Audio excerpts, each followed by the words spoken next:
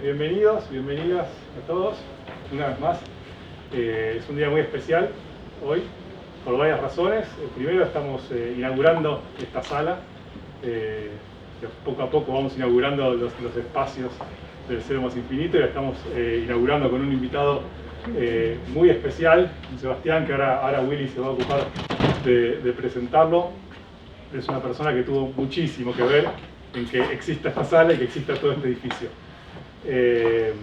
Así que yo empezaría primero, nada, quería hacer un aplauso para festejar el momento.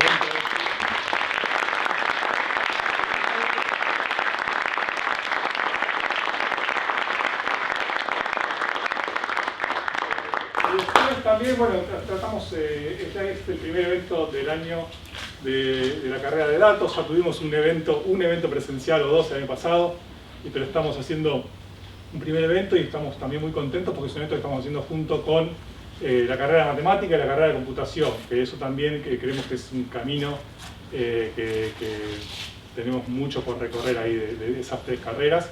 Y también tenemos acá autoridades de los tres departamentos, tenemos autoridades también del departamento de física, que es un departamento que también está muy involucrado con la carrera de datos, y tenemos la presencia del vicedecano, que está acá también. Así que nada, simplemente marcar esto, que estamos súper contentos por todas estas cosas que están pasando, y lo dejo a Willy para que le presente a Sebas. Gracias, Patu, y un honor y orgullo enorme. Primero agregar a lo que dijo Patu, que también manda saludos el decano, que está en reunión de Consejo Superior y por eso no está acá. Creo que me toca presentar a Sebas, no sé si soy porque soy de los más viejos, de los que hace más tiempo que lo conoce, excepto Santiago, que lo conoce hace más que yo, pero creo que en parte por esas razones me toca presentarlo. Cursamos la carrera de matemáticas juntos. Antes que la anécdota la cuente él para dejarme mal parado, la voy a contar yo. Cruzábamos a veces a las 8 de la mañana y Sebastián me esperaba en Plaza Italia, 8 menos 20, él tenía auto, yo no, para llegar temprano, y yo siempre llegaba tarde. Entonces Sebastián se quejaba porque llegábamos a la teórica 8 y 10, 8 y cuarto, que además cursábamos un curso que éramos los únicos dos alumnos. Entonces el profesor llegaba a las 8, el profesor Capri, pero no podía empezar, por eso no estábamos. Entonces no solo lo hacía esperar a Sebastián, sino que lo hacía para esperar al profesor. Después fui acomodando mis horarios y creo que empecé a llegar razonablemente bien. Nada, desde ese momento lo conozco a Sebastián, empezamos a cursar juntos. Yo entré en el segundo cuatrimestre del 83, él en el primero del 84, prehistoria, la mayoría de ustedes no habían nacido. Nos conocemos desde ese entonces, éramos poquitos los alumnos de matemática aplicada y, como les decía, en muchos casos cursábamos nosotros dos solos la carrera. Y lo que me sorprendía de Sebastián desde ese momento, además de su rapidez para entender todo muy rápido y muy fácilmente, me sorprendía que tenía su vida armada a los 18 o 19 años. Yo quería estudiar matemática, no sabía, un poco por herencia, un poco porque me gustaba, pero no tenía muy claro qué iba a hacer con mi vida. Y ella tenía toda su vida armada. Decía, bueno, voy a terminar la carrera, me voy a ir a hacer el doctorado a Estados Unidos, después voy a ser profesor un tiempo en Estados Unidos, después voy a poner una empresa. Creo que lo único que no me decía en ese momento, después voy a pensar el Cero Más Infinito. Pero sacando eso, tenía casi toda su vida armada y fue cumpliendo como todos esos pasos. Cosa que hoy me sigue sorprendiendo, como alguien a los 18 años sabía lo que iba a hacer los próximos 30 o 40. Nada, dicho todo eso, Sebastián estudió matemática aplicada acá, se doctoró en Carnegie Mellon, en Pittsburgh, en investigación operativa, matemática aplicada, fue profesor en Columbia, en Nueva York, un tiempo, y después puso su propia empresa en finanzas, que la vendió hace un tiempito, a pesar de que sigue trabajando ahí activamente en temas de matemática, computación, datos aplicados a finanzas, y algo de eso nos va a contar hoy. Y quizás lo más interesante para contar de toda esta historia es que hace unos 14 años, 15 años, se le ocurrió que había que hacer un edificio de estas características. Muchos podemos tener esas ideas, pero después nos vamos a dormir y se terminó. Bueno, acá yo no duermo. Acá estamos en un edificio de esas características.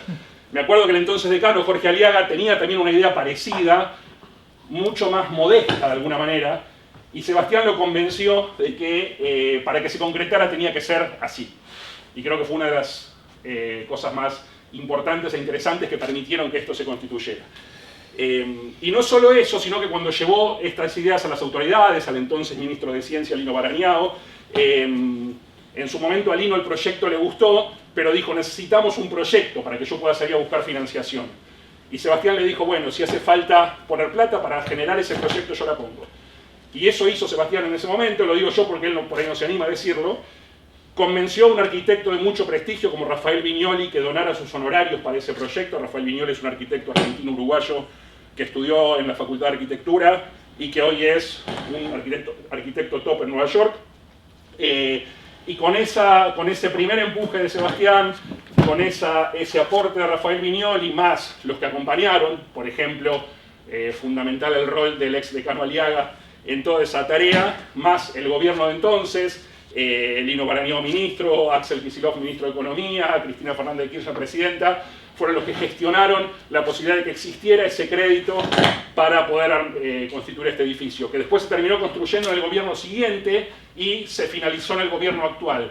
Uno de estos ejemplos a veces raros de la Argentina que trascienden gobiernos y que terminan siendo casi como una política de Estado. Ojalá tuviéramos más de esas.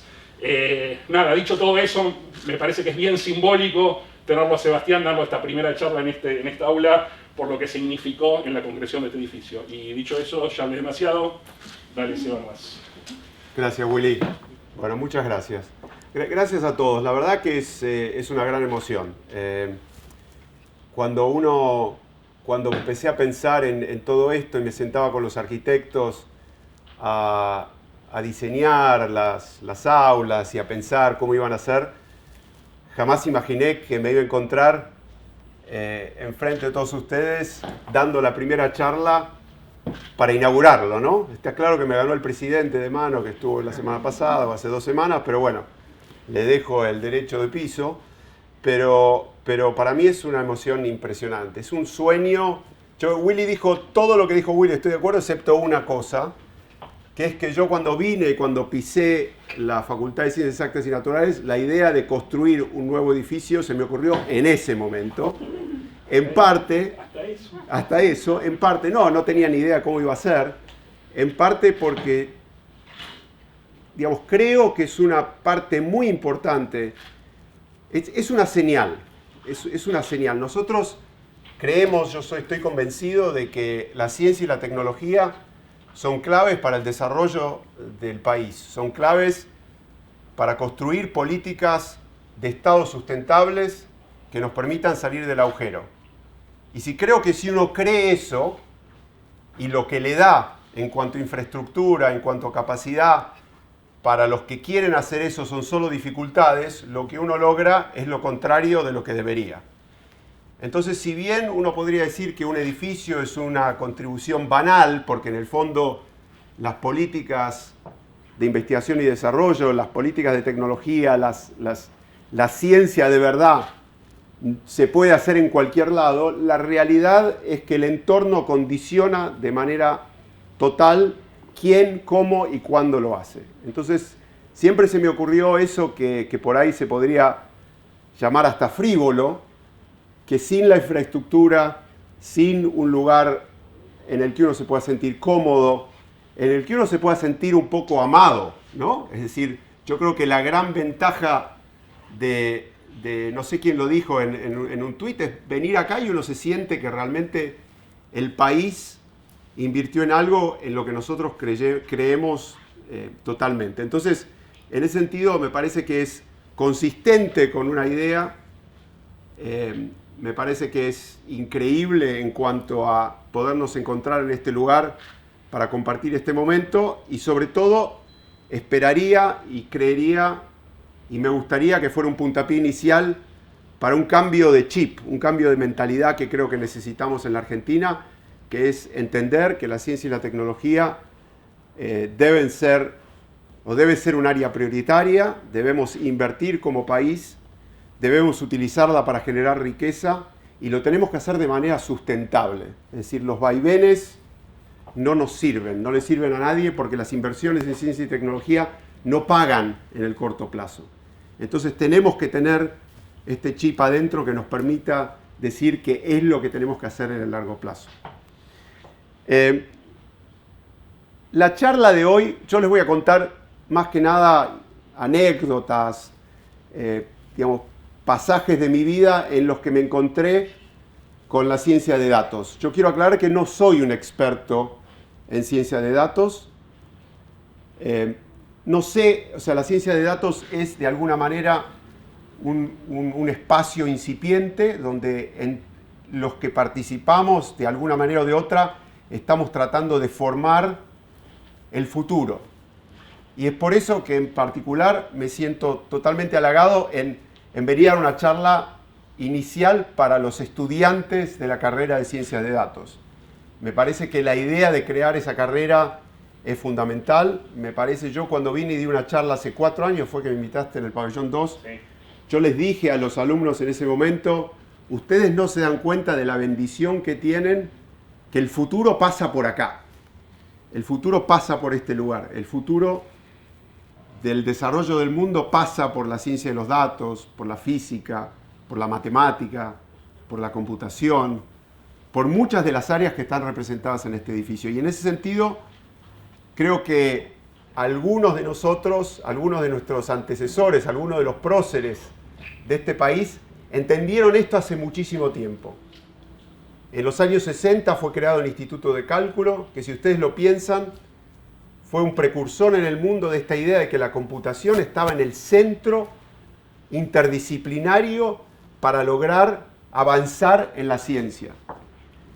Que esa gente haya pensado en eso en ese momento es tan valioso como, por ejemplo, los que se les ocurrió invertir en Internet hace 20 años o los que se le ocurrió tal o cual cosa que hoy es central en el mundo. El gran defecto nuestro fue no creérnosla, no invertir, no decir esto que estamos haciendo es algo que es una riqueza para el país y tenemos que defenderla.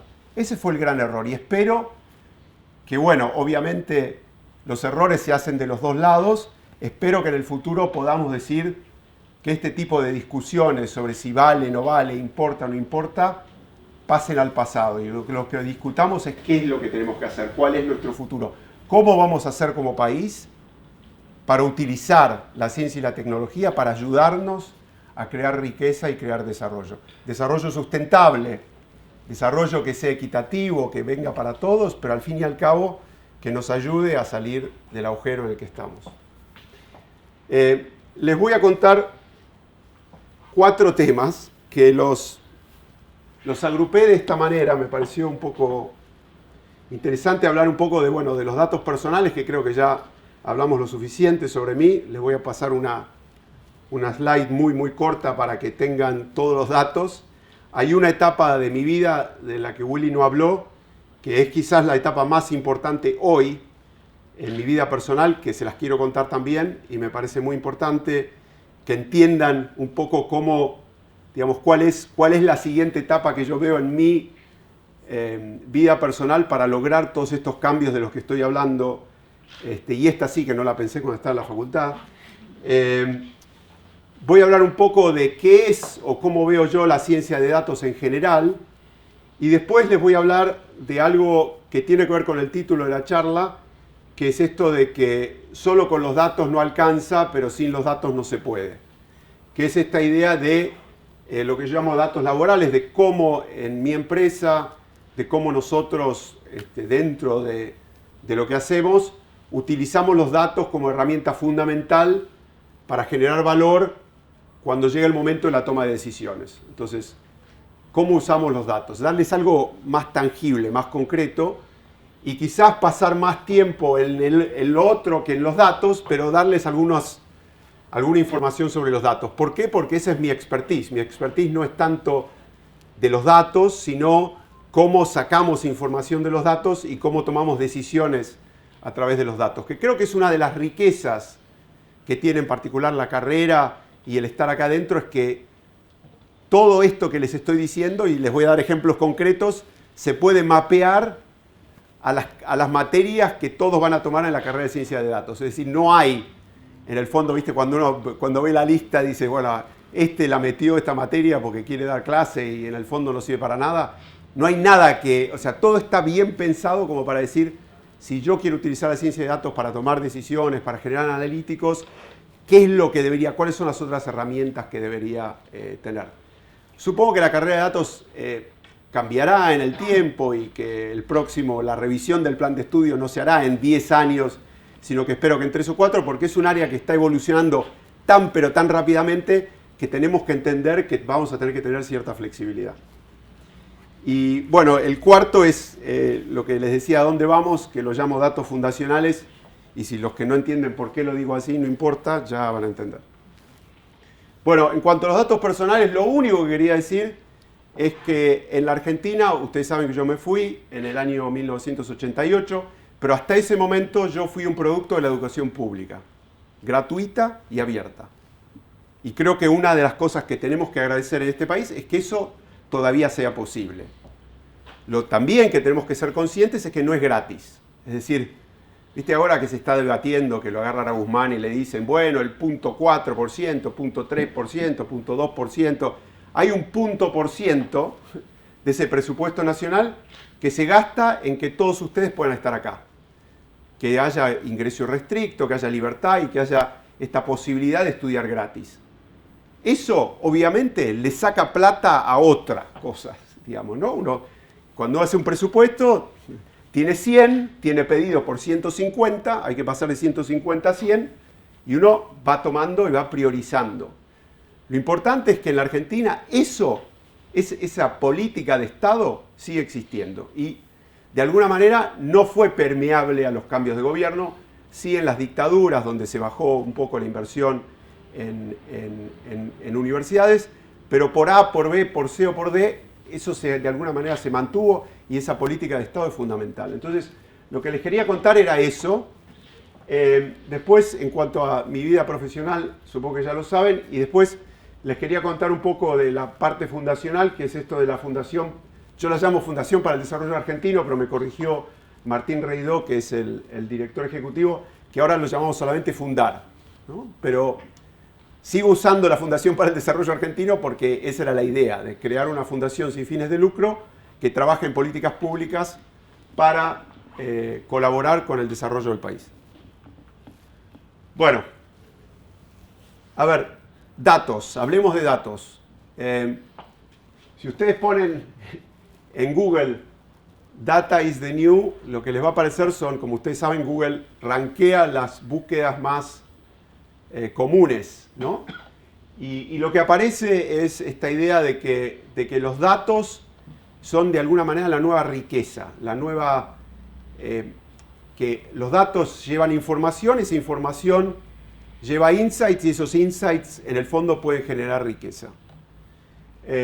No voy a entrar en discusiones financieras, pero es importante entender que los datos no son ni el petróleo ni el oro. Son muy distintos y entender eso va a llevar su tiempo, va a necesitar de desarrollar un montón de cosas que hoy recién están naciendo. Y ya les voy a dar algunos ejemplos, pero una cosa que es obvia es que tanto el oro como el petróleo están altamente regulados, se sabe exactamente qué es lo que se puede hacer y no se puede hacer, hay reglas de conducta, mientras que en los datos diría que hay poco y nada. Es decir, todo el tema de lo que es la gobernanza de datos, cómo se mantienen, cómo se protegen, cómo de alguna manera se les saca información y se les saca provecho, es algo que es todavía totalmente incipiente y que no creo que siga así por mucho tiempo.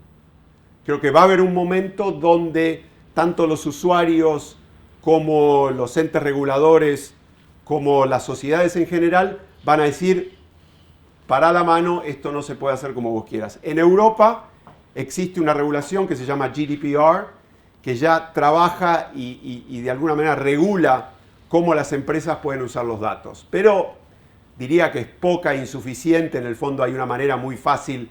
Es como cuando la industria del software introdujo esta idea del licenciamiento por aceptación, por apretar el OK, cuando te dicen estas son las condiciones del licenciamiento del software, acepta o no acepta, ¿no? Es decir, uno aprieta OK y yo no conozco a nadie que haya leído lo que dice eso, no conozco a nadie que diga no, estoy en desacuerdo y voy a negociar con Microsoft el punto 4 porque realmente, o sea, eso no pasa, ¿no? Entonces, El GDPR, si bien es un buen intento de tratar de cambiar las cosas, está todavía un poco en pañales. Un poco la idea es qué son los datos, ¿no? Y me parece este slide, todas mis slides son robadas, así que no es contenido que he generado yo, pero es contenido que ha generado gente que trabaja para mí, así que considero que eso me autorizan, y si no me autorizan, los echo. No.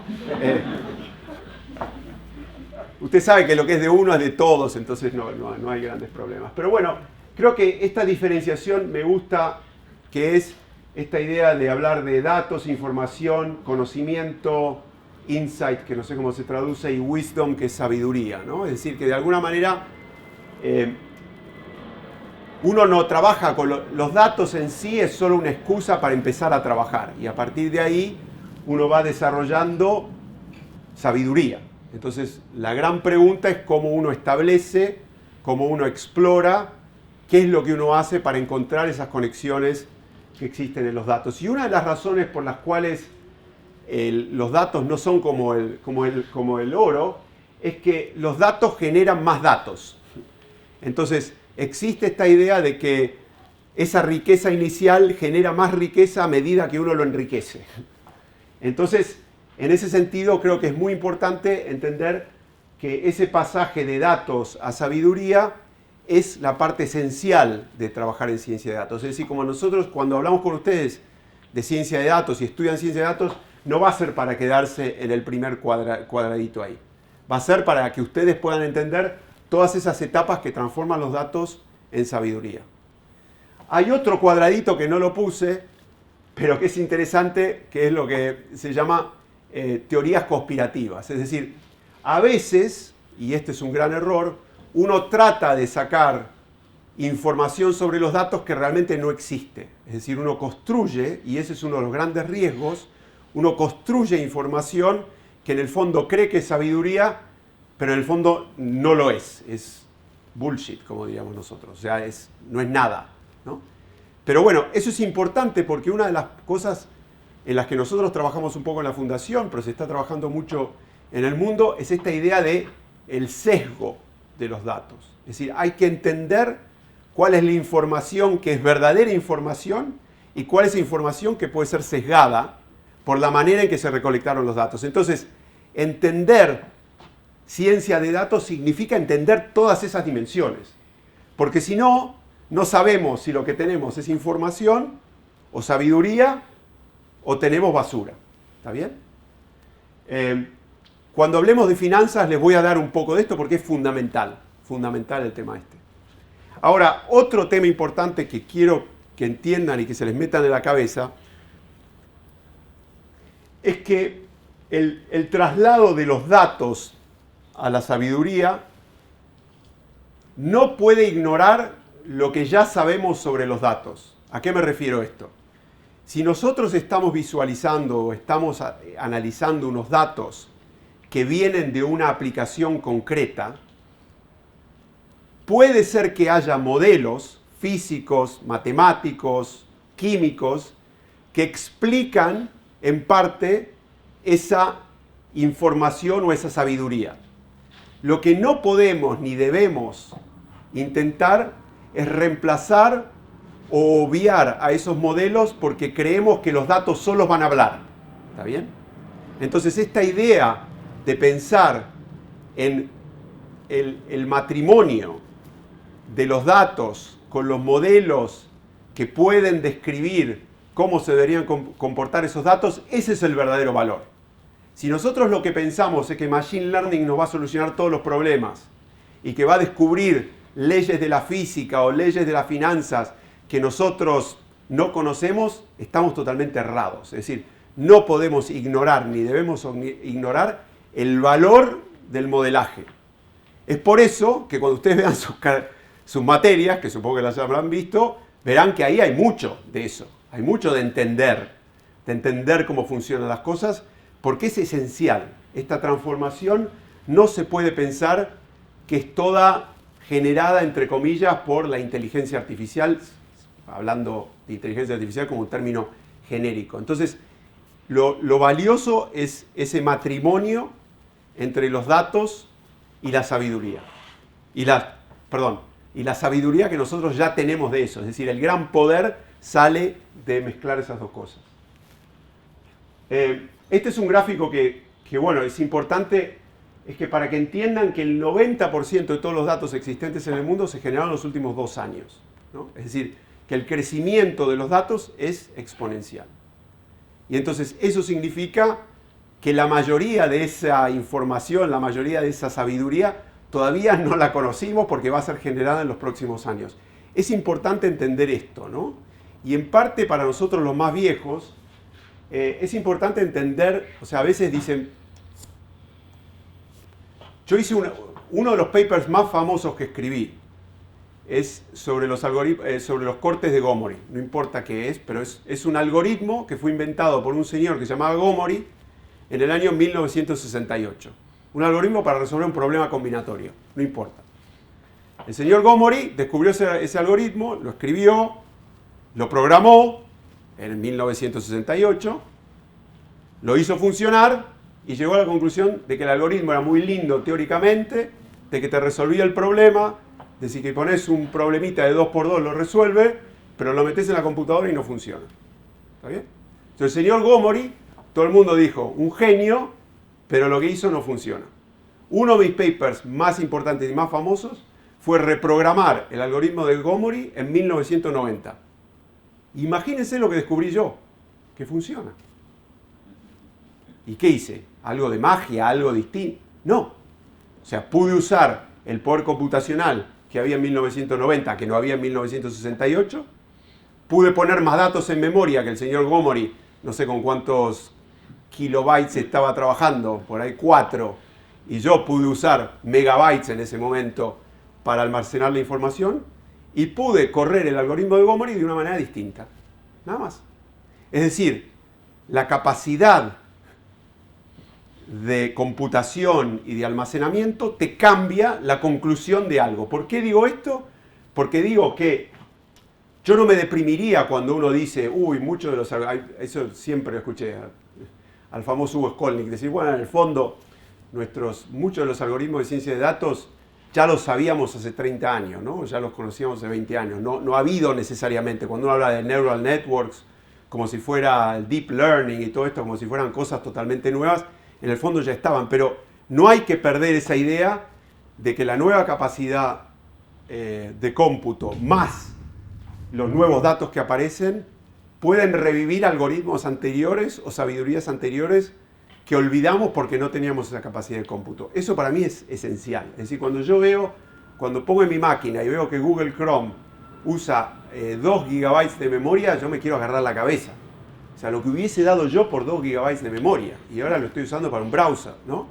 Pero bueno, eso creo que es importante que lo entiendan, que es que a medida que avanza los datos y a medida que avanza la capacidad de cómputo, eso nos da la posibilidad de hacer cosas que antes no podíamos hacer.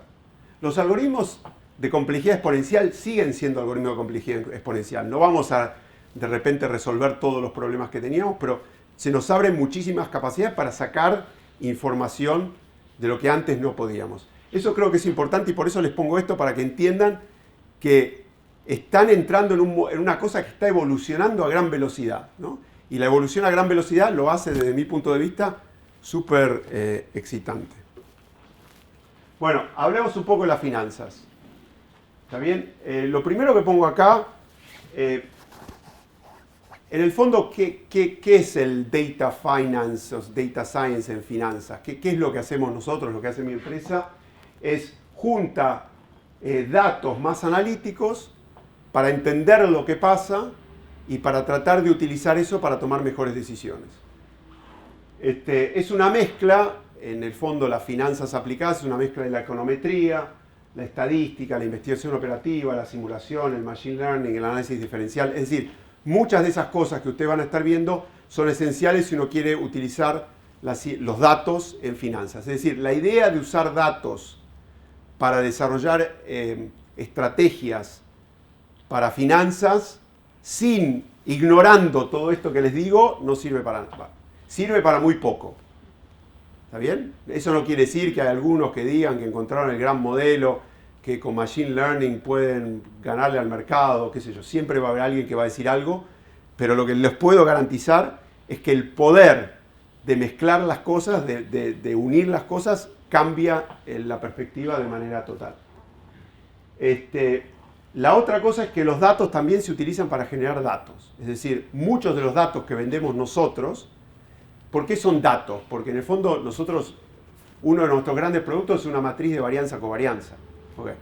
Una matriz de varianza-covarianza, una matriz con datos. ¿Está bien? Son números. O sea, en el fondo te lo puedo dar como una planilla de Excel si querés.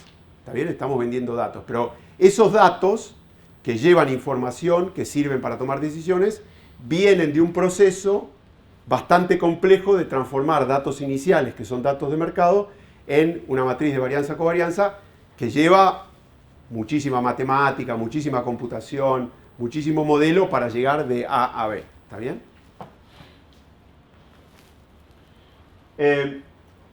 Esto es un poco el ejemplo de lo que nosotros hacemos, es manejo de riesgo. El riesgo en finanzas se mide como la volatilidad, y la volatilidad es la variabilidad de los retornos. Es decir, cuando se habla de que el mercado está volátil, lo que quiere decir es que el retorno del mercado tiene gran variabilidad. Y la volatilidad es mala. La volatilidad es enemiga de generar retornos consistentes. Entonces lo que uno trata de hacer es controlar esa volatilidad. Y la clave de las finanzas es que la volatilidad se controla con diversificación. ¿Está bien? Entonces, diversificación lo que quiere decir es que yo no termino comprando solo una cosa, sino que compro varias que tienen correlaciones positivas y negativas, pero todas esas correlaciones me permiten a mí generar un conjunto que tenga menos volatilidad. ¿Está bien? Entonces, lo que yo busco en finanzas es de controlar la volatilidad, porque sé que si controlo la volatilidad puedo tener retornos esperados mejores, ¿no? Es decir, en el fondo, con gran volatilidad puedo tener retornos mejores, pero puedo tener retornos mejores con más riesgo.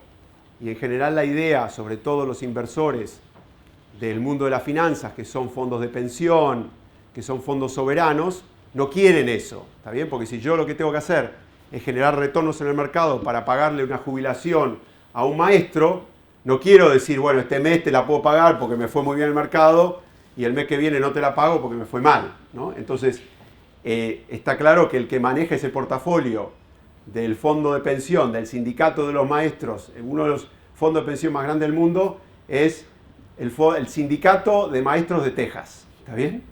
Ustedes, o sea, el sindicato de maestros de Texas tiene más plata que la Argentina, ¿no? Para decirlo así. Está bien que no es fácil, no es difícil tener más plata que la Argentina, pero tiene, no sé, creo que son 70 billones de dólares ahorrados, digamos, para pagarle la jubilación. Son aportes que hicieron los maestros para pagarles jubilaciones. Entonces, la idea de ese fondo de pensión es que yo quiero controlar el riesgo de mi portafolio, porque si controlo el riesgo puedo garantizar que le voy a pagar las jubilaciones de manera consistente.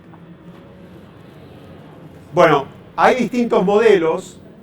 Uno de los modelos es lo que se llama el modelo factorial. Y el modelo factorial se los quería mencionar a ustedes porque una de las cosas que yo pensé en mi vida que iban a ser las más inútiles de las que aprendí en esta facultad es álgebra lineal.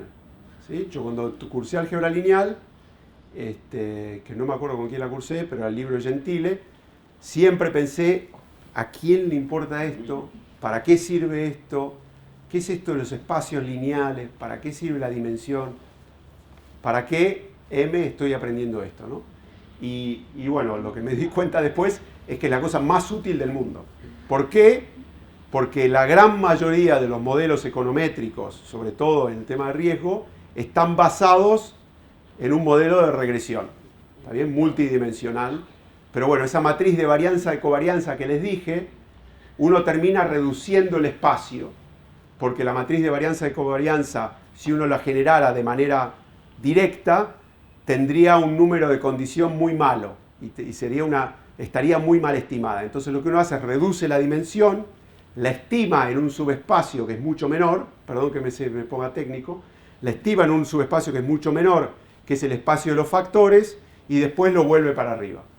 ¿Y por qué es interesante esto? Porque el espacio de los factores básicamente te dice que si vos querés entender el retorno de inversiones, no hace falta que entiendas exactamente esa compañía, por hablar de acciones, sino que el retorno de esa compañía en gran parte depende de cosas que no tienen nada que ver con la compañía. ¿Está bien?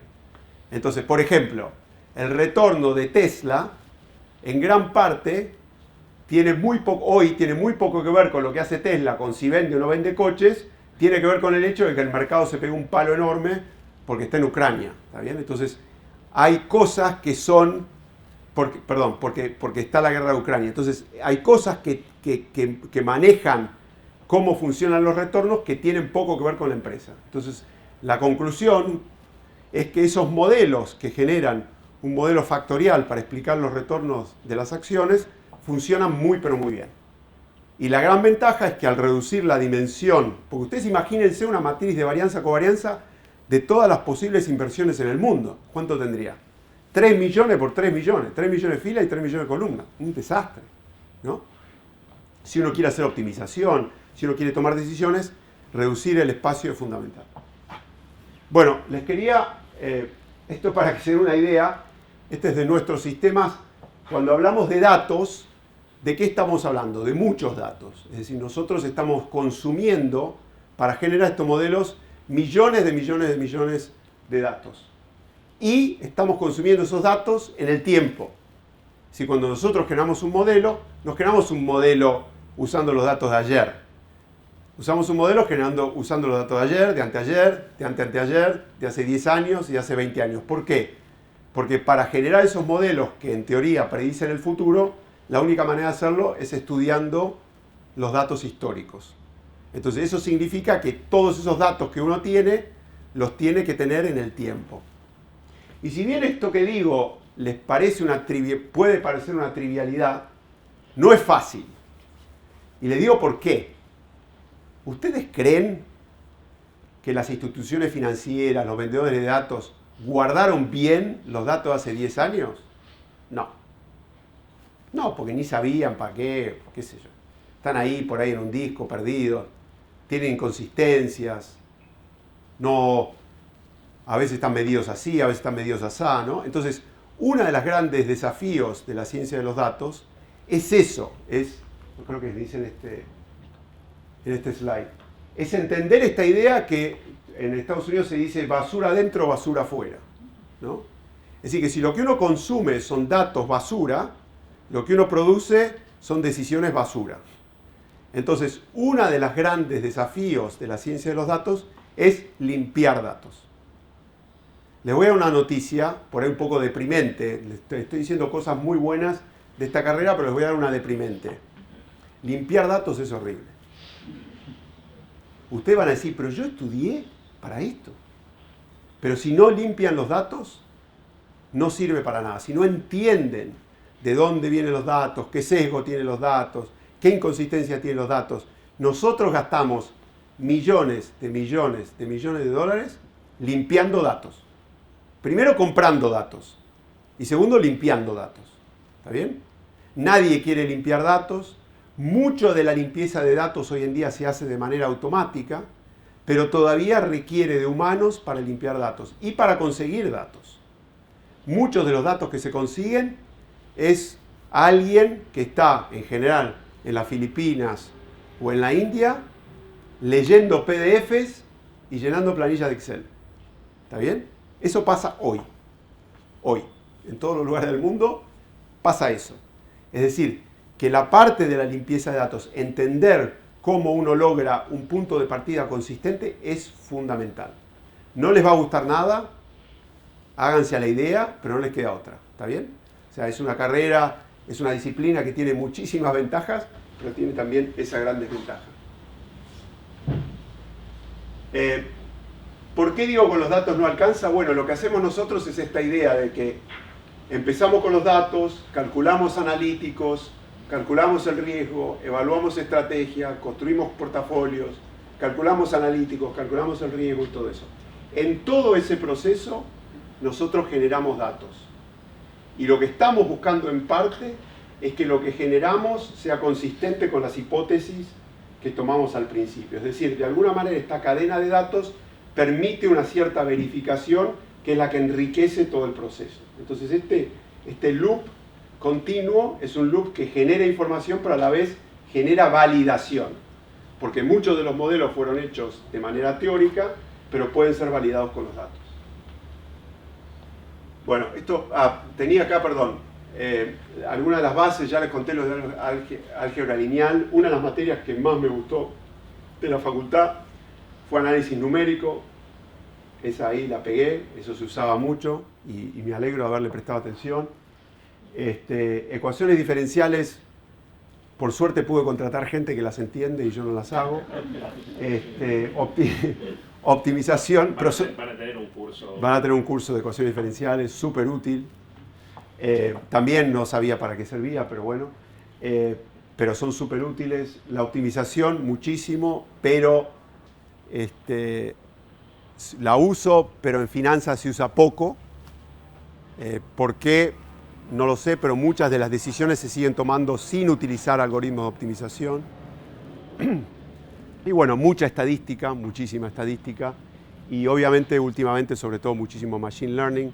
Machine learning para todos los procesos que les conté, hasta para limpiar datos se usa machine learning. Es decir, se usa como algoritmo de base para llegar a un punto de partida donde el resto puede llegar a colaborar de manera más directa. Bueno, creo que más o menos mantuvo el tiempo. Les quería comentar de esta última etapa de mi vida y para terminar con esto, y ahora ustedes dirán, ¿pero esto qué tiene que ver con los datos? Bueno, Fundar es una asociación sin fines de lucro, como les dije antes. Nosotros nos dedicamos al estudio, a la investigación, el diseño de políticas públicas que puedan colaborar con el desarrollo de la Argentina. Entonces, esto es lo que llamaría un think tank argentino, con la idea de pensar en estos problemas para la Argentina, exclusivamente para la Argentina. No es el único, hay varios en Argentina, pero este tiene algunas diferencias. Y una de esas diferencias es que tenemos un área de datos. Y el director del área de datos, Dani Yankelevich, está acá. ¿Y por qué? ¿Por qué tenemos un área de datos como think tank que piensa en políticas públicas? Bueno, porque desde el inicio pensamos que los datos son fundamentales para cualquier trabajo que trate de diseñar políticas públicas. ¿Por qué? Porque te dan una cierta validación, porque te dan información y porque de alguna manera nos permiten justificar las decisiones que tomamos. Entonces, nosotros tenemos un área de datos, les puse acá, los invito a que vayan y visiten fund.ar, y acá están, por ejemplo, algunos de los laburos que hizo la gente de Dani en el área de datos. Entonces, nosotros pensamos que dentro de cualquier política de desarrollo tiene que haber datos, pero también pensamos, si bien al principio yo siempre pensé que datos iba a ser una disciplina que más que nada iba a estar escondida por las otras. Por ejemplo, nosotros tenemos un área de desarrollo productivo, tenemos un área de recursos naturales. Entonces yo al principio pensé que el grupo de datos iba a trabajar para desarrollo productivo, recursos naturales, pero también nos dimos cuenta, y eso gracias a Dani que lo empujó mucho, que hay una agenda de datos que tiene que ver con el desarrollo. Por ejemplo, eso que les contaba antes, el tema de la gobernanza, cuál debería ser el marco regulatorio para la gobernanza de datos, y eso es uno de los temas en los que trabajamos. También trabajamos en temas de sesgo, trabajamos en temas de ética, es decir, hay problemáticas que tienen que ver con los datos que también influyen, nosotros creemos que van a influir en el desarrollo. Así que saben que, bueno, primero, los que estudian en ciencia de datos, primero saben que el mercado laboral, o sea, el problema va a ser terminar la carrera y no irse a laburar antes de terminar la carrera.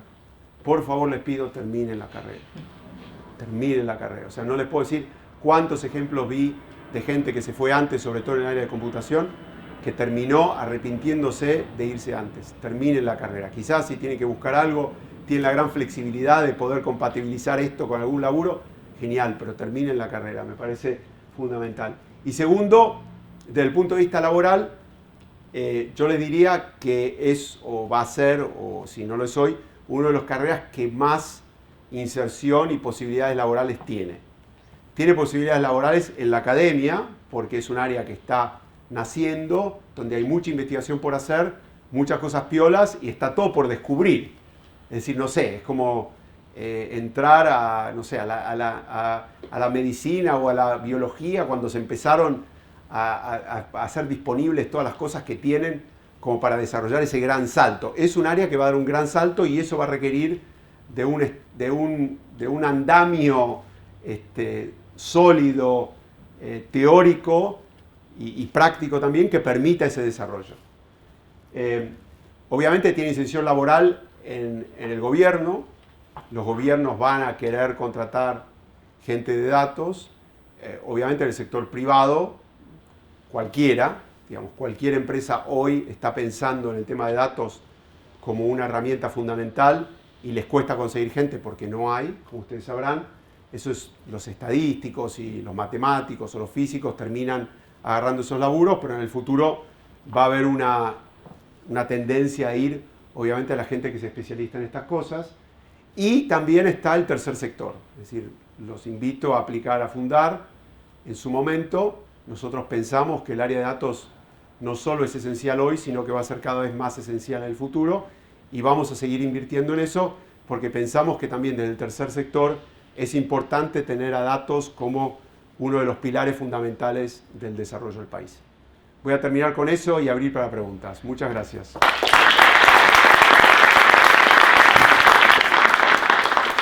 Bueno, gracias Sebastián por la charla. Una pregunta muy sencilla. Vos comentaste al principio y también lo venías diciendo ahora sobre el tema de las regulaciones con respecto a los datos. Mencionaste GDPR de Europa y creo que dijiste que igual no alcanzaba con esa regulación y que según tu visión se vienen más regulaciones en el futuro. La pregunta es, ¿qué es lo que vos ves que se va a venir de regulaciones en el futuro? ¿O qué pensás que debería venir para poder tener en cuenta todo este panorama que planteas? Hay varias áreas. Es difícil hacer una respuesta global, general, pero te voy a dar algunos ejemplos. Uno de los datos que se están empezando a generar en el mundo son los datos de sustentabilidad. ¿Está bien? Los datos de sustentabilidad te dicen, en ciertas dimensiones, hay en verdad dos grandes familias de datos de sustentabilidad. Está lo que se llama ESG, que es Environmental Social Governance, y está lo que se llama las Sustainable Development Goals, que son los objetivos de las Naciones Unidas para el desarrollo sostenido. ¿Está bien? Que son 17, me parece, no me acuerdo exactamente nunca el número, más de 15 y menos de 20. Juntar esos datos implica que alguien va, ¿por qué? Porque es difícil de medir esas cosas, ¿no? ¿Cuál es la contribución de X, Y, Z por ejemplo, al medio ambiente? Es difícil, hay que ver cómo medís, qué sé yo. Alguien está buscando esos datos y los está publicando. Y después, dadas esas publicaciones, gente está tomando decisiones si esa es una empresa que sí o que no, que lo hace bien o que lo hace mal. Hoy esto es totalmente desregulado y se hace desde los privados. Y hay varias empresas que lo hacen. En el futuro está claro para mí que volvamos para atrás con una cosa.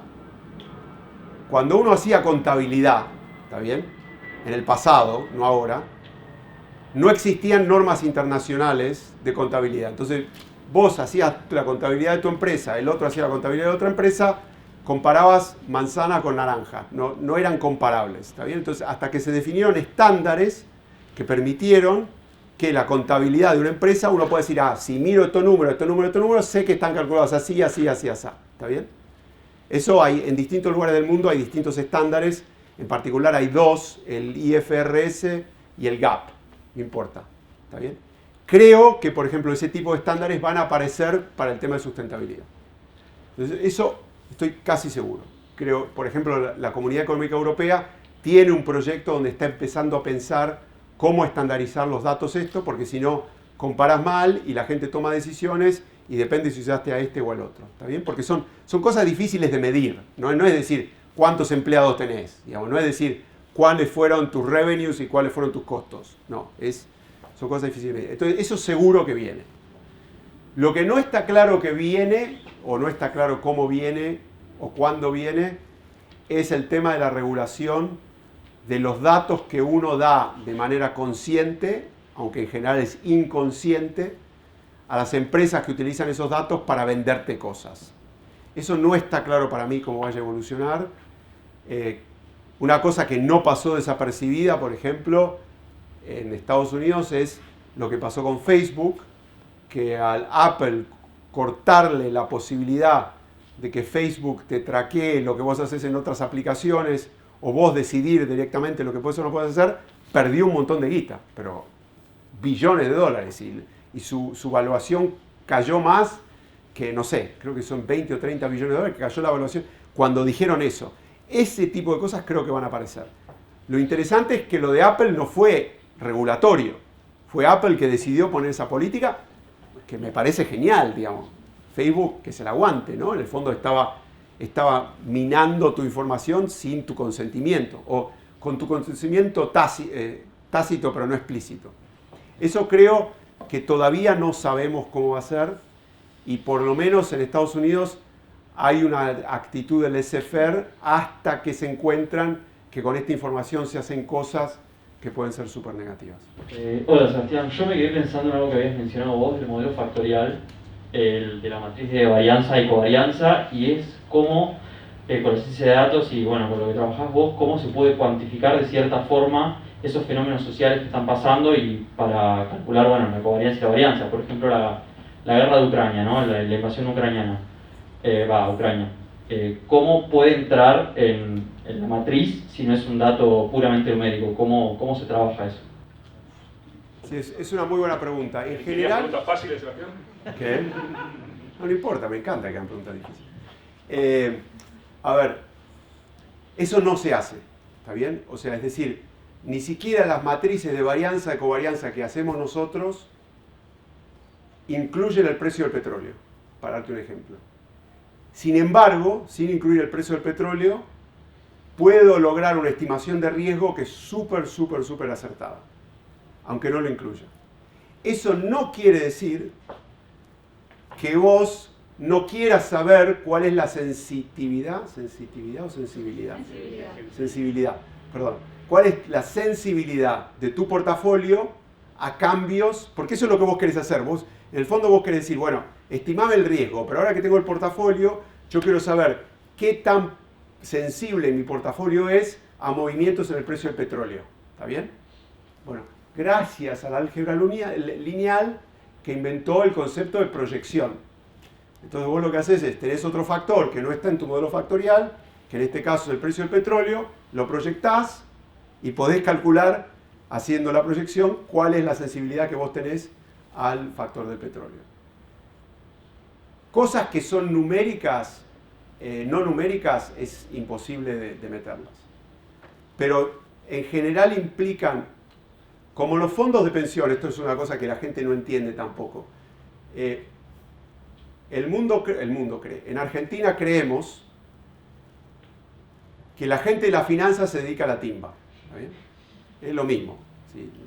Casino, Wall Street, es lo mismo. No hay diferencia. No es así. Es decir, el fondo de pensión de los maestros de Texas, si sube o baja mañana, o sea, primero tiene que pagar las pensiones una vez por mes, no las tiene que pagar todos los días. Y segundo, tiene que pensar en las pensiones a 30 años. Entonces, la variabilidad en el muy corto plazo,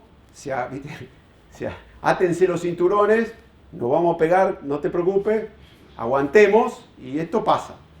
Entonces, los modelos factoriales de análisis de riesgo en general están estimados con periodos bastante más largos de 1 o 2 días. La mayor cantidad de plata que se mueve en Wall Street viene de ahí, y la mayor cantidad de plata que se mueve en Wall Street está pensada en el súper largo plazo. Es decir, te puedo decir un cálculo muy trivial y simple. Es decir, si una empresa como Intel tiene 1000 acciones, ¿está bien? O sea, todas las acciones de Intel son 1000, en un día se tradean 1 o 2, digamos, ¿no? Es decir, la gente que cambia de mano, está bien que eso lo puede cambiar de mano 48.000 veces, pero en general la gran cantidad de acciones de Intel no se tradean todos los días, ¿está bien? Entonces, como porcentaje del total es un porcentaje bajo del valor de la empresa, ¿no? Entonces, en el fondo, la timba financiera que se habla es una parte mínima de lo que las finanzas involucran. Pregunta súper específica. El gráfico que mostraste exponencial de la cantidad de data generada en función de los años, ¿es data que está guardada en dónde? ¿Data de qué? Claro, bueno, en parte yo te diría, es información que está guardada en un disco rígido de alguien, ¿no? Pero sí, o sea, si vos pensás en las finanzas, es que nosotros tenemos que la cantidad de datos está subiendo de manera exponencial, la respuesta es no. Pero si vos tenés un modelo que querés estimar el movimiento en una tienda, que lo vas a hacer con geosatélites y qué sé yo, entonces ahí sí, digamos, ¿no? Entonces, el core, por lo menos en finanzas, no es así. Ahora, en consumer, en todo lo que sea consumo, localización y todo eso, sí, Google y todo eso. Por ahí la pregunta, Sebas, es cómo se cuantifica, cómo se estima esos numeritos, ¿no? No lo sé. O sea, yo preguntaba concretamente, ese gráfico es que estaba medido en, decía cuántos, creo que era, zettabytes había. Eso es el gráfico de cantidad de memoria en dónde, en algún lugar en específico. En todo, o sea, sí, eso es todo. Agarras todo el storage de Amazon, el storage de todos y lo metes ahí. Ah, como de todo el mundo, digamos. Sí, sí. Ah, eso eso es. Sí. No sé, como lo robé el gráfico, no sé los detalles. ¿Más preguntas? Gracias por la charla. Quería pedirte tu experiencia y tu opinión sobre el uso de los datos para las políticas públicas en este sentido. Cuando la gente va a tu empresa a comprarte los datos, como vos dijiste, le da un valor a la toma de decisiones. Pero muchas veces vemos a nivel de gobiernos que están, es cierto, pelea con los datos, digamos, y se ha visto muchas discusiones en el Congreso, dificultades para utilizar los datos como factor para la toma de decisión. Entonces, en tu experiencia en la charla con gente que tiene empresas, ¿cómo uno podría, digamos, mostrar el valor de esto y qué cambios tendría que hacer en ese diálogo, ¿no? Sí, es una muy buena pregunta con una muy difícil respuesta. Es decir, si hablas de la política en sí, no hay un gran apego a la evidencia, ¿no? O sea, hay por ahí más apego a la ideología que a la evidencia. Y a veces la evidencia... a ver, lo fundamental en este mundo yo creo que es saber cómo contar una historia. ¿Está bien? Entonces creo que uno no puede pensar que lo que tiene que hacer es juntar los datos y decir acá están los datos, mirá que lo que digo es verdad, digamos, ¿no? Es decir, todo esto tiene que venir de la mano de la capacidad de generar una historia alrededor de esos datos que sea consistente o con una ideología o con una idea de qué política pública querés hacer. Es decir, yo creo que tenemos, sobre todo desde el progresismo, existe esta falsa idea de que si mostramos la evidencia ya está, ¿no? Y no es así como funciona el mundo. Es decir, la evidencia es uno de los criterios importantes. Ustedes dirían, bueno, la evidencia es todo, digamos. No, la evidencia es uno de los criterios importantes para la toma de decisiones, pero no es el único y muchas veces ni siquiera es el más importante.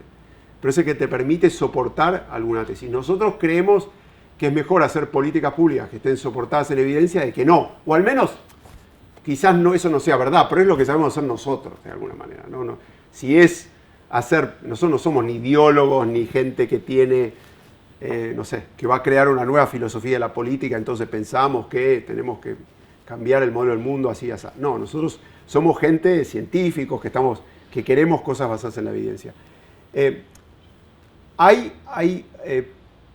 Hay una parte que es muy importante, y no sé si lo incluyeron en la materia, que es la visualización de los datos. Eso para mí me parece un área fundamental, es decir, se avanzó muchísimo en todo el tema de visualización de datos.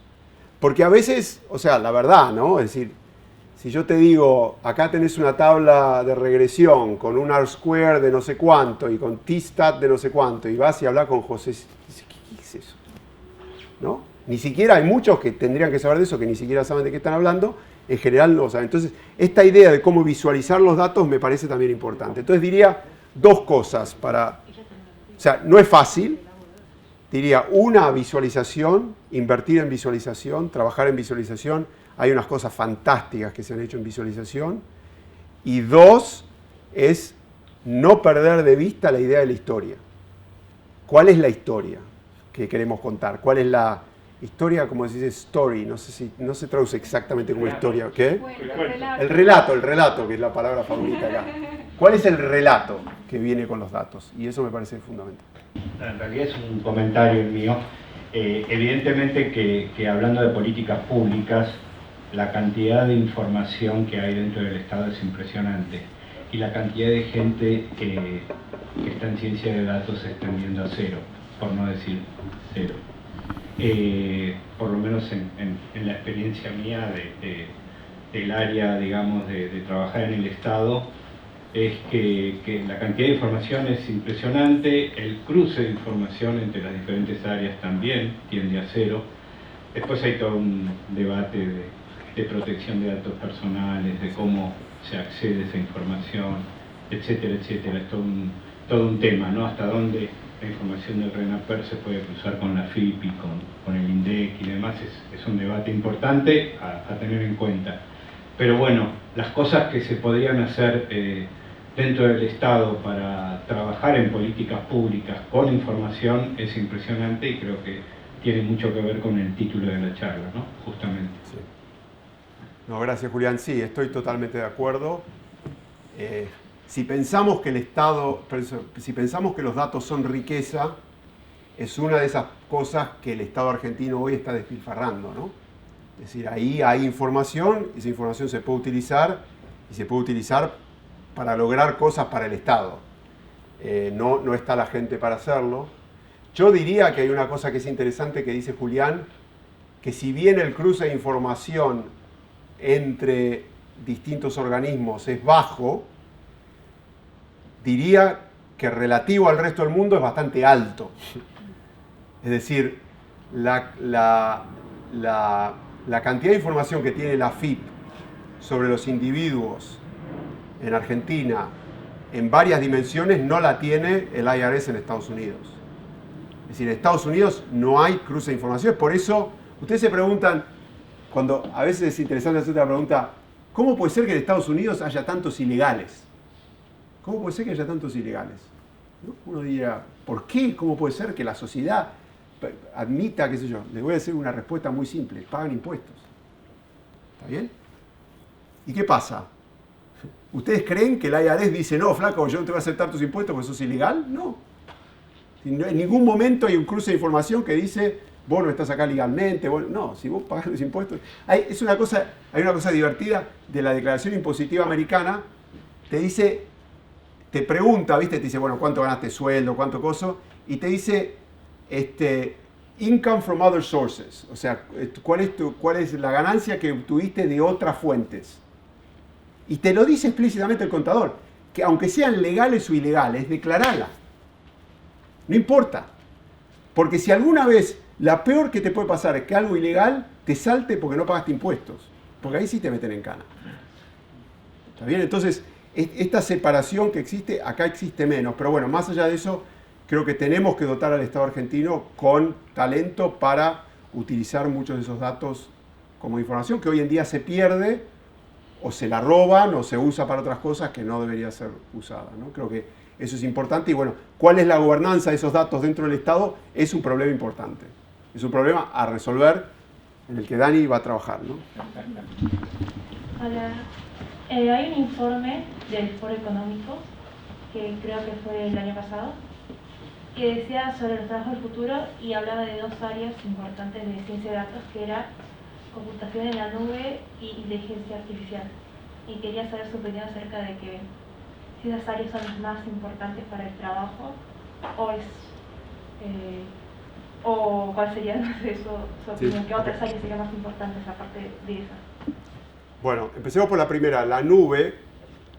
La nube es una herramienta que facilita el análisis de datos porque uno le da acceso a muchas máquinas con mucha memoria, muy rápido, sin tener que gastar la plata en hacerse su propio data center. Que creo que eso es importante porque los datos, al ser tantos bytes y, no sé, petabytes y lo que sea. Si uno no tiene la capacidad local para hacerlo, lo puede hacer en la nube y lo sube, analiza, lo baja, paga por eso y después no tiene que tener la infraestructura. La nube es un gran democratizador, ¿no? Yo siempre decía que cuando estudiaba acá, uno de mis grandes problemas eran las fotocopias de los libros, ¿no? O sea, no sé cómo es ahora, pero en ese momento alguien tenía un libro, era imposible conseguir, aunque uno quisiera, no es que todos lo hicieran, pero no importa, se fotocopiaban los libros. Y yo decía que uno de los grandes desafíos de los países en vías de desarrollo era la falta de acceso a bibliotecas, digamos, ¿no? a información que era necesaria para poder hacer ciencia de primer nivel. Uno tenía que estar rogándole al de al lado que le mandara, a un colega de coso que le mandara el paper. Era realmente terrible. Bueno, Internet fue el gran democratizador de esa información. Es decir, hoy tenemos acceso acá a cualquier cosa. Es difícil decir, yo no puedo hacer ciencia porque no me conseguí el paper, digamos, ¿no? Uno consigue todo, y en general lo consigue gratis o con muy poca plata. Creo que la nube es el gran democratizador de la potencia de cálculo, si lo querés pensar así. Es decir, nosotros no podemos decir, bueno, no podemos hacer este laburo porque no tenemos guita para una supercomputadora de qué sé yo y qué sé cuánto. La Argentina o el Estado, quien sea, puede decir, o la universidad puede decir, bueno, tenés una cuenta en Amazon, tenés tanta plata y lo podés hacer. La escala es tanto menor que te permite, sin la inversión de capital, poder lograr eso. Entonces, creo que la nube es fundamental. No lo veo tan difícil. Sí creo que generar aplicaciones que corran en la nube de manera nativa no es lo mismo que crearla en tu computadora y subirla a la nube. Creo que hay un cambio de chip que es importante de cómo pensás tus algoritmos si los estás escribiendo en la nube, si los estás escribiendo en otro lado. Eso primero. Después, inteligencia artificial, bueno, creo que es un término muy amplio que se utiliza para muchas cosas. Es un término en el que muchos se asustan, o sea, está mal definido, digamos, ¿no? No estamos tratando de reemplazar a los humanos, pero estamos viendo cómo los algoritmos pueden hacer mucho más eficiente el trabajo de humanos, o al menos trabajos que serían difíciles de hacer, hasta con otros algoritmos, ¿no? Entonces, en ese sentido, creo que es súper importante. No sé exactamente cuál va a ser la evolución, pero yo te diría que sí, que todos los temas que tengan que ver con Machine Learning y todo eso son bastante fundamentales para cualquier cosa. Pero es un poco como el ABC, ¿no? No creo que pueda ser ciencia de datos sin saber inteligencia artificial y Machine Learning. Es como esencial. Es como hacer analítico sin saber álgebra lineal. Lo tenés que hacer y tiene que estar ahí, en el medio. Rodri. Hola, Sebastián, gracias por la charla. La verdad que también comparto la emoción de estar acá en este momento inaugural. Me quiero enganchar de dos cosas que dijiste que me capturaron mucho la atención. Una, la anécdota del paper tuyo, que retomaste un trabajo ahí guardado en un cajón y que, bueno, el cambio tecnológico hizo que se pudiera avanzar. Estoy convencido que hay mucho contenido y mucho trabajo hecho en las décadas del 60 y 70 en Argentina y en Latinoamérica con respecto a modelos basados en evidencia para la planificación de políticas públicas distintas, heterodoxas, que no siguen el mainstream internacional, que, bueno, por todos los vaivenes que vos mencionabas de subidas y bajadas políticas, etcétera, terminaron ahí en unos papers amarillentos, en unos libros que nadie lee, y que hay mucha arqueología computacional para ir a ver, y matemática también, a esos modelos, que quizás esta nueva carrera es una oportunidad para ir a revisitar nuestro propio esfuerzo académico de aquellas épocas, ¿no? Visiones de, bueno, Fundación Bariloche, Barsaski, Sábato, etcétera, que han formalizado matemáticamente, y esas son herramientas que están ahí latentes y podemos ir a revisitar. Eso, por un lado, un comentario, no sé si tenés alguna idea extra al respecto, pero lo segundo que quería decir es que también mencionaste visualización. Bueno, de algún modo puedo usar la oportunidad también para hacer un pequeño anuncio de que, ya que estamos en épocas inaugurales, una de las salas de proyecto del Departamento de Computación en este edificio lo vamos a dedicar a un espacio de visualización inmersiva de datos complejos y de simulaciones, exactamente para poner a los tomadores de decisiones frente a los datos, frente a los modelos y, digamos, valernos de estas nuevas tecnologías para hacer más no solo con los datos, sino con la la visualización de los datos y experimentar las simulaciones en tiempo real, etc. Así que está abierto en eso, es un semi-anuncio, para ese espacio para usarlo con la carrera y con todos los que se quieran sumar también. Así que bueno, esos dos comentarios nada más. Mis respuestas en general tienden a ser largas, en este caso mi respuesta es sí.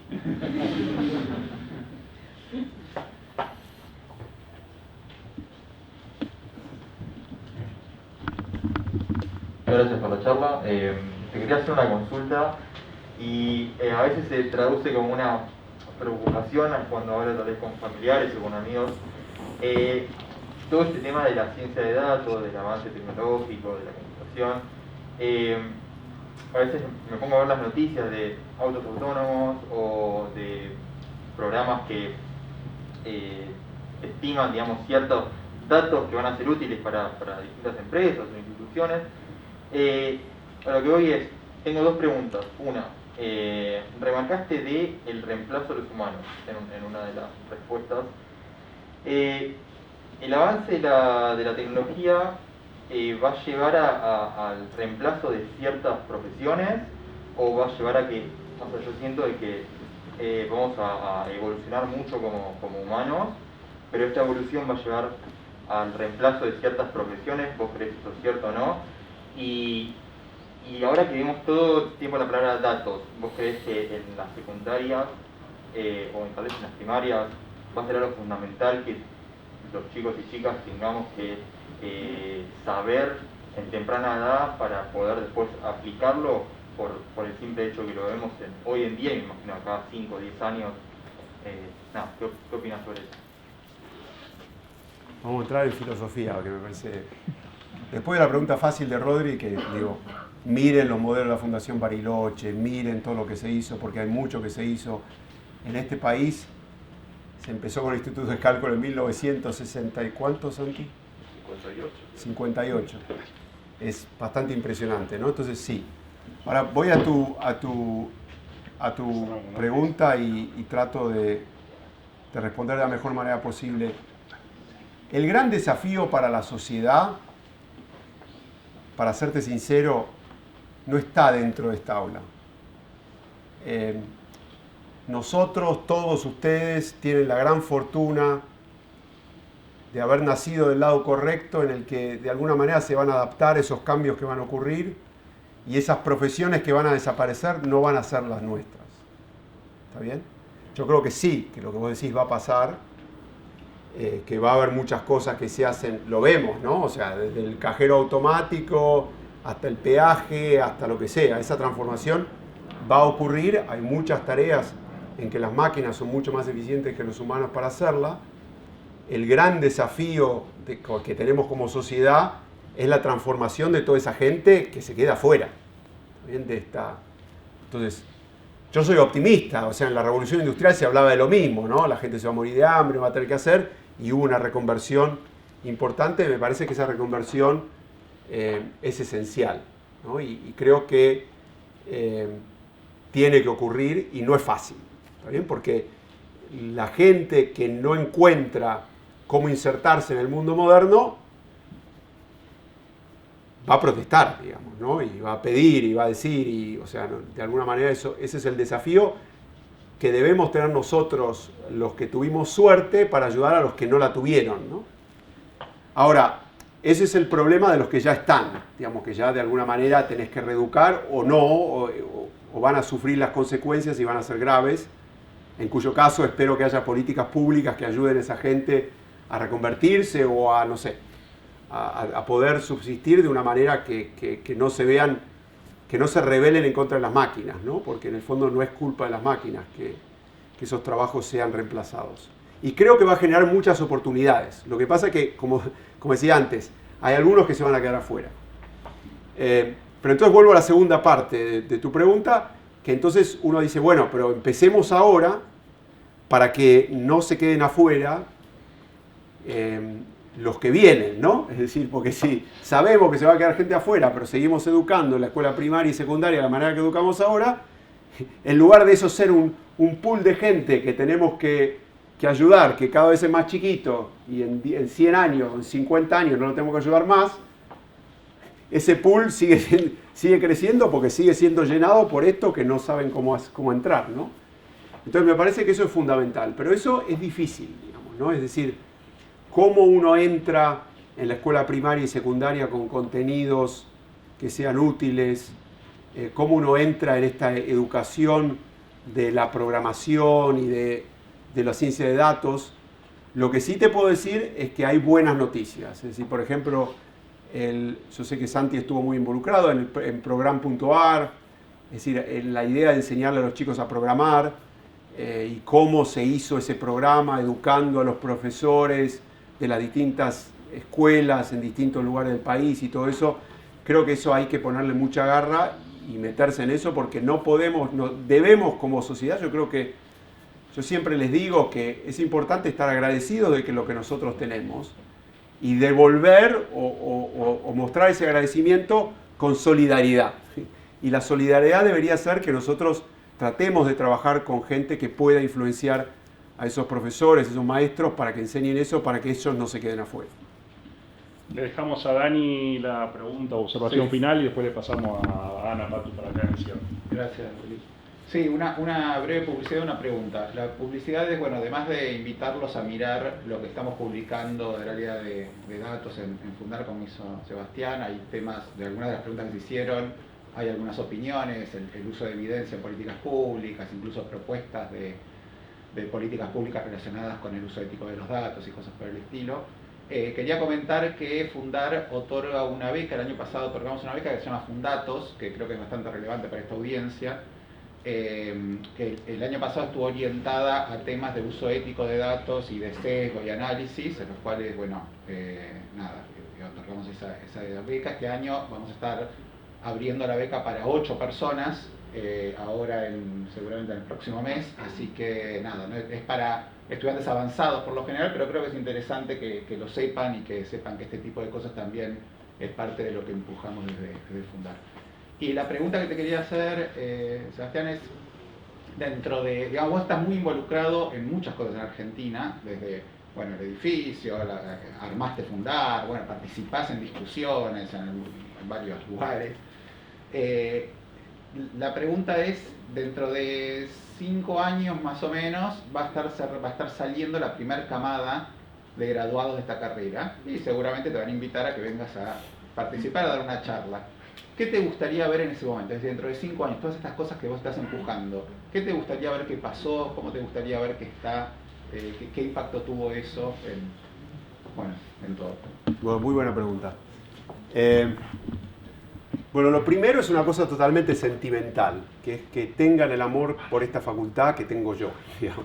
Me encantaría que cuando salgan de acá, y hay mucha gente acá que está muy... O sea, lo mío, aunque no parezca, es fácil.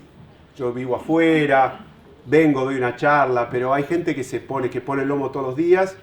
No es fácil estar acá adentro, los sueldos no son buenos, las condiciones ahora son óptimas en cuanto a edilicia, pero bueno, eso lo que lleva es inmediatamente uno dice, bueno, pero ¿cómo puede ser que labure en este lugar y me paguen chaucha y palito, ¿no?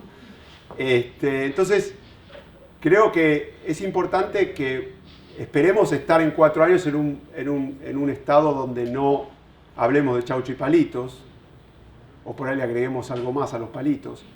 Entonces, primero me gustaría que entiendan, que salgan de acá con gran amor por la facultad, porque creo que esta facultad es un lugar único. Es un lugar único y están todos deberían estar no solo agradecidos, sino que bendecidos. No quiero usar la palabra religiosa, pero de haber podido estar acá, porque creo que es un lugar totalmente único. Y la pregunta es, ¿qué lo hace único?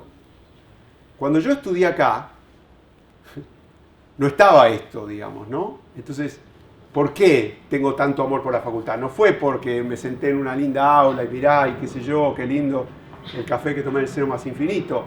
Fue por la gente que se compromete, que está todo el día acá adentro, que enseña y que ayuda a que ustedes puedan tener una educación como corresponde, de excelencia, no se olviden. Acá el nivel de la gente que sale de acá es competitivo en cualquier lugar del mundo. Eso no se engañen, Cuando la gente dice que este es un país de mierda, no lo es, no solo no lo es, sino que la educación que ustedes van a tener gratis va a ser de las mejores del mundo. Entonces, primero, Dani, amor por la facultad. Creo que eso es importante. ¿Por qué? Porque ese amor, como las condiciones de acá requieren de más que plata, o sea, la gente no está acá por la guita, está claro.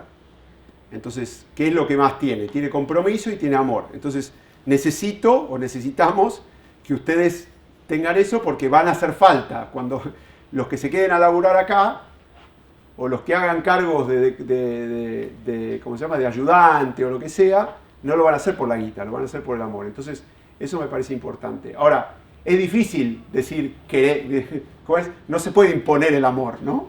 Pero estoy seguro que en 4 años, cuando les pregunte, muchos de ustedes me van a decir, sí, la verdad que fue una experiencia impresionante. Para mí fue una experiencia impresionante que me cambió la vida y por eso estoy tan agradecido. Eso primero.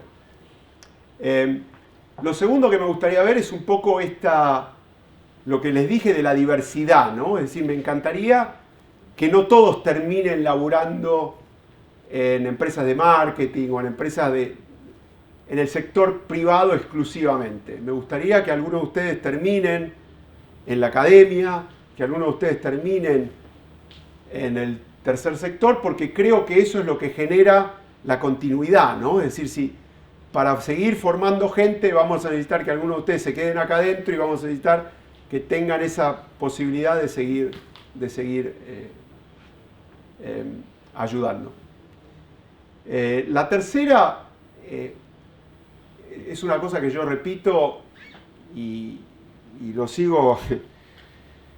Cuento siempre una anécdota que pasó cuando festejamos el aniversario. ¿Qué aniversario era, Sebas, de la carrera de computador científico? 25. 50, Sebas. Del departamento. Del departamento. ¿Sí? 50.